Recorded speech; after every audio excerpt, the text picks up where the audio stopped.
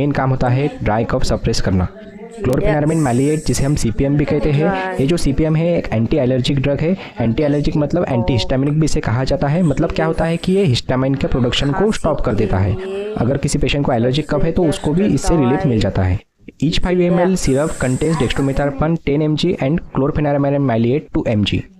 चेतावनी, ZX cough syrup एक schedule जी prescription drug है जिसका उपयोग केवल डॉक्टर की सलाह पर ही किया जाना चाहिए। स्वयं दवाई लेना खतरनाक हो सकता है और गंभीर दुष्परिणाम इसके हो सकते हैं, इसलिए इसे लेने से पहले हमेशा डॉक्टर से परामर्श करें।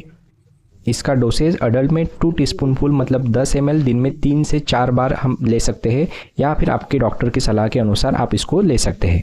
2 साल के कम उम्र वाले बच्चों में इसका इस्तेमाल नहीं किया जाता।